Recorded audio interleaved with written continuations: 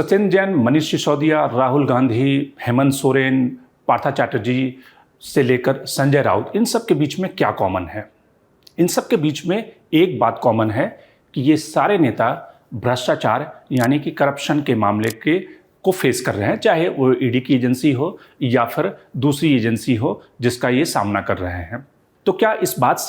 बात का एक सूत्र निकलता है कि अगर आप देखें कि पश्चिम बंगाल से लेकर महाराष्ट्र, बिहार, झारखंड, उत्तर प्रदेश, जितने भी स्टेट हैं, जो मेजर स्टेट हैं, वहाँ पर जो अपोजिशन के लीडर हैं वो कहीं ना कहीं करप्शन का शिकार या फिर ईडी की एजेंसी सीबीआई का सामना कर रहे हैं। तो क्या 2024 यानी कि 2024 का जो लोकसभा चुनाव है, 2 साल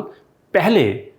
प्रधानमंत्री नरेंद्र मोदी को वो नैरेटिव मिल गया है जो वो 2024 में जिसको कि पूरे देश में उस नैरेटिव का इस्तेमाल करके 2024 का बड़ा मैंडेट प्रधानमंत्री लेना चाहते हैं। याद कीजिए 2019 का जो मैंडेट था जिसमें बीजेपी को प्रचंड बहुमत मिला था, उसमें कई सारे ऐसे फैक्टर थे, कई सारे ऐसे कारण थे जिसमें बीजेपी को वो मैंडेट मिला, जिसमें कि आप कह सकते हैं कि जिस तरह से सर्जिकल स्ट्राइक, बालाकोट, ये सारे कारण थे बीजेपी को उस मैंडेट तक पहुंचाने में। 2014 का जो चुनाव था वो एस्पिरेशन का चुनाव था, वो आकांक्षाओं का चुनाव था और पूरी जनता ने, उन्हें लगा कि भ्रष्टाचार और जिस तरह से मनमोहन सिंह का करप्शन है, उनकी सरकार का करप्शन है, उससे एक मसीहा आकर उन्हें निजात दिलाएगा जिसका नाम नरेंद्र मोदी है। लेकिन 2024 का नैरेटिव क्या होगा जब प्रधानमंत्री अपना तीसरा लोकसभा चुनाव फेस कर रहे होंगे? तो क्या करप्शन, जो भ्रष्टाचार और डायनेस्टिक पॉलिटिक्स जो करप्ट है, ये सारे जो रीजनल पार्टी के डायनेस्ट हैं ये करप्ट हैं और इसलिए इस करप्शन लड़ने का, इनके करप्शन से लड़ने का जो मादा है वो सिर्फ एक व्यक्ति में है, वो है नरेंद्र मोदी के पास। उनका जो मादा है वो नरेंद्र मोदी ही कर सकता है। क्या ये नैरेटिव होने वाला है 2024 के चुनाव में? तो प्योर पॉलिटिक्स में बात है प्रधानमंत्री के उस बदलते नैरेटिव की बानगी की। थोड़े दिन पहले आपने स्मृति ईरानी, जो कि यूनियन कैबिनेट मिनिस्टर हैं, उनके उस कंट्रोवर्सी पे ध्यान दिया होगा कि किस तरह से स्मृति ईरानी के ऊपर ये एलिगेशन लगा कि उनकी परिवार के लोगों ने गोवा में, जो असागांव इलाका है, गोवा का एक पॉश इलाका है, वहाँ पर एक कैफ़े का जो स्वामित्व है वो उनके परिवार के पास में है, उनकी बेटी के पास में है। हालांकि स्मृति ईरानी ने इस बात का खंडन किया और फिर उनके जो लॉयर्स थे वो हाईकोर्ट तक चले गए। हाईकोर्ट ने भी ये कहा कि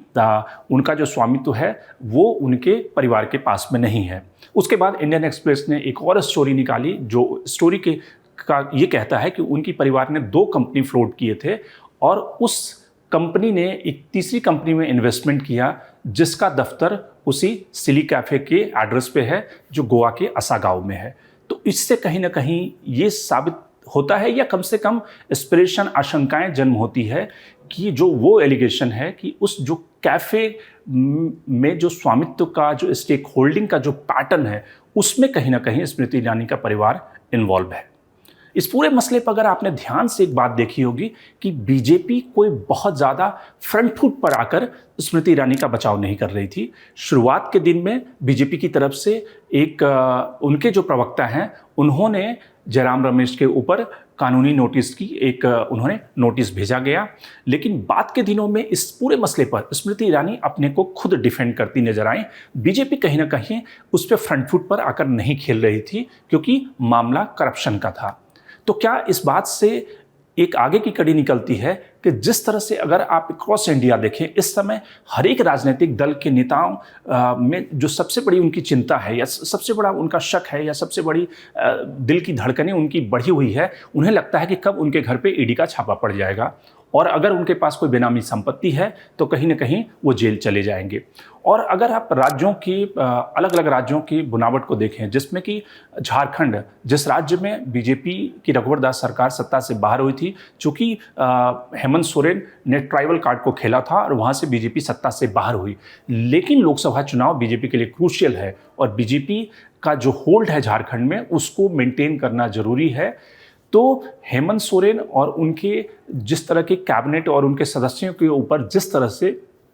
कई सारे मामले हैं, एक तो माइनिंग लीज का मामला है जिसमें इलेक्शन कमीशन में सुनवाई चल रही है, उसकी तलवार उनके ऊपर लटक रही है कि इलेक्शन कमीशन कब फैसला लेता है ऑफिस ऑफ प्रॉफिट का और उनकी गद्दी चली जाएगी। इसके अलावा जो उनकी सरकार के ऊपर अस्थिरता के तमाम तरह के आरोप लग रहे हैं कि कब उनके एमएलए भाग जाएं, कांग्रेस के एमएलए भाग जाएंगे, सरकार गिर जाएगी, ये सारी शंकाएं आशंकाएं ये सब तो झारखंड में चल ही रहा है। लेकिन अगर आप देखें कि जिस तरह से बीजेपी के लिए इस समय जो क्रूशियल स्टेट कौन से हैं, अगर नॉर्दर्न इंडिया के ज़्यादातर स्टेट को छोड़ दें, जिसमें कि यूपी, जहाँ पे बीजेपी को लगता है कि योगी आदित्यनाथ का जो हिंदुत्व काट है और जिस तरह से प्रधानमंत्री खुद उस इलाके से चुनकर आते हैं, तो इसलिए बीजेपी को बहुत ज़्यादा कोई यूपी में नुकसान होने वाला नहीं है। बीजेपी की जो नज़रें हैं कि जो उसकी जो सीट है, सीटों की जो टैली है, जो अंक तालिका है, वो महाराष्ट्र में कमज़ोर नहीं होनी चाहिए, वो बिहार में कमज़ोर नहीं होनी चाहिए, वो वेस्ट बंगाल में कमज़ोर नहीं होनी चाहिए, वो झारखंड में कमज़ोर नहीं होनी चाहिए। ये 4 ऐसे स्टेट हैं जो बीजेपी की जो सीट टैली है उसमें लोकसभा के जो आंकड़े कहते हैं उसमें बीजेपी इन राज्यों में, अगर आप महाराष्ट्र का एग्जाम्पल लें कि महाराष्ट्र में जिस तरह से बीजेपी 23 सीटों पर है और जिस तरह से उद्धव ठाकरे की पार्टी को एक तरह से तोड़ा गया और जिस तरह से एकनाथ शिंदे के साथ सरकार बनाई गई, तो उसके पीछे की स्ट्रेटजी ये थी कि बीजेपी उस लोकसभा टैली को मेंटेन रखना चाहती है। और इसलिए महाराष्ट्र में ज़्यादातर करप्शन के केसेस, चाहे वो ईडी इन्वेस्टिगेशन कर रही है या फिर दूसरी एजेंसियां इन्वेस्टिगेशन कर रही है, तो उनके निशाने पर वो नेता हैं जो कहीं ना कहीं जिसका कि एक तरह से पॉलिटिकल एजेंडा है कि उन पार्टियों को कमज़ोर करना या वो पार्टियां जो पहले से ही करप्शन में इन्वॉल्व हैं तो उन पार्टियों को एक्सपोज करना, अगर इसके दूसरे ढंग से इसको समझें तो उन पार्टियों को एक्सपोज करना, उनके लीडर को एक्सपोज करना जो करप्शन के केसेस में फंसे हुए हैं। वैसे ही अगर पश्चिम बंगाल में देखें, पश्चिम बंगाल में पिछली बार बीजेपी को 18 सीटें लोकसभा की मिली थी और बीजेपी किसी कीमत पर उन 18 सीटों को गंवाना नहीं चाहेगी, क्योंकि अगर 100 सवा 100 सीटें इन 4-5 स्टेट से मिलकर होता है तो निश्चित रूप से बीजेपी झारखंड, जहां पे बीजेपी ने मैक्सिमम सीटें जीती हुई है, उसी तरह से वेस्ट बंगाल जहां पे 18 सीटें बीजेपी के पास है, बिहार जहां पर लगातार जो करप्शन के केसेस हैं वो लालू प्रसाद और उनकी फैमिली के खिलाफ वो चलते रहे हैं और उसमें अभी थोड़े दिन पहले ही सुशील मोदी ने कई सारे खुलासे किए, तो वहाँ पर आरजेडी फिर से एक तरह से अपने को स्ट्रेंथन न करें कम से कम लोकसभा चुनाव में, क्योंकि बीजेपी और जेडीयू और उनकी जो अलायंस पार्टनर रही है एलजेपी, उनके साथ भी बीजेपी वहाँ पे मैक्सिमम सीटों पर है। तो इन सारे राज्यों में जो रीजनल छत्रप हैं उनके ऊपर पहले जो नैरेटिव बीजेपी ने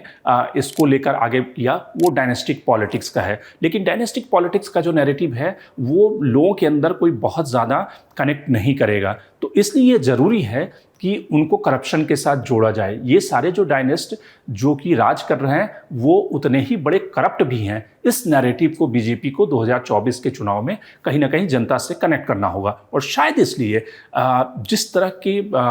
सेंट्रल एजेंसियां ऑपरेशन कर रही हैं उसके पीछे का एक बड़ा फैक्टर भी है कि इस नैरेटिव को अंतिम मुकाम तक पहुंचाना। क्योंकि आपको याद होगा कि जब डीमोनेटाइजेशन हुआ था, जब नोटबंदी हुई थी, तो चुनाव के पहले बीजेपी के ढेर सारे नेताओं को यह आशंका थी कि यूपी का चुनाव बीजेपी हार जाएगी। लेकिन प्रधानमंत्री नरेंद्र मोदी ने कहा कि जनता को मैं समझाऊंगा कि ये कितना बड़ा कदम है भ्रष्टाचार से लड़ने के लिए, और जो अमीर लोग हैं जिन्होंने पैसे इकट्ठे किए हुए हैं उनके उस इलीगल मनी, उनके उस ब्लैक मनी के खिलाफ ये जंग है। और प्रधानमंत्री नरेंद्र मोदी इसमें कामयाब हुए और जो जनता लाइन में लगी हुई थी अपने ही पैसे निकालने के लिए, वो कहीं ना कहीं इस बात से कन्विंस हुई कि देखो इन्होंने अमीरों को भी लाइन में खड़ा कर दिया। ये मर्सिडीज वाले भी एटीएम पे खड़े हैं जो कि अब तक एटीएम पे आना पसंद नहीं करते थे। तो उस डीमोनेटाइजेशन के बाद भी प्रधानमंत्री उस खराब, जिसको कि बाद में बीजेपी ने एक तरह से डीमोनेटाइजेशन को भूल गई, उसको भी बेच पाने में प्रधानमंत्री कामयाब हुए। तो वैसे ही चूंकि अब 2024 के लिए देखिए कि राम मंदिर बनकर तैयार हो जाएगा, निश्चित रूप से वो बीजेपी उसका फ़ायदा उठाएगी। जो पोलराइजेशन के जो दूसरे इशू हैं वो अपनी जगह काम करते रहेंगे, लेकिन एक बड़ा नैरेटिव बीजेपी को चाहिए 2024 के लिए, जिस तरह से 2014 और 2019 में बीजेपी के पास था। जो इस समय अगर आप कहें कि कोविड का वैक्सीनेशन प्रधानमंत्री ने एक बड़े लार्ज स्केल पे इतने लोगों तक पहुंचाया है, लेकिन ये सारे नैरेटिव इशू उस तरह से, ये सारे जो इशू हैं उस तरह से इमोशनल जिनका कनेक्ट नहीं है। तो इसलिए बीजेपी को एक इमोशनल नैरेटिव का कार्ड चाहिए जो कि एक करप्शन हो सकता है, और उसमें बीजेपी के अगर अपने मंत्री करप्ट पाए गए या उनके ऊपर शंका उभरी तो शायद प्रधानमंत्री उनको भी बाहर का रास्ता दिखाने में देर नहीं करेंगे, क्योंकि बड़ा लक्ष्य सामने है, छोटे लक्ष्य की कुर्बानी दी जा सकती है। तो इसलिए स्मृति ईरानी का क्या होगा ये तो देखने वाली बात होगी। लेकिन जिस तरह का नैरेटिव सारे स्टेट में सेंट्रल एजेंसी के छापे और जिस तरह से बीजेपी करप्शन के इशू पर लगातार एग्रेसिव है, उससे कहीं ना कहीं एक वानगी या फिर एक सूत्र निकलता है कि आप बीजेपी 2024 के लिए इस कार्ड को या इस करप्शन के खिलाफ जंग के इस कार्ड को बीजेपी लोकसभा चुनाव में उतारकर 2024 का चुनाव जीतना चाहती है। शंकर हरिमेश, द प्रिंट। लेकिन आप हमारे YouTube चैनल को सब्सक्राइब करना ना भूलें। अपने कमेंट्स, अपने रिएक्शन लगातार हमें भेजते रहें।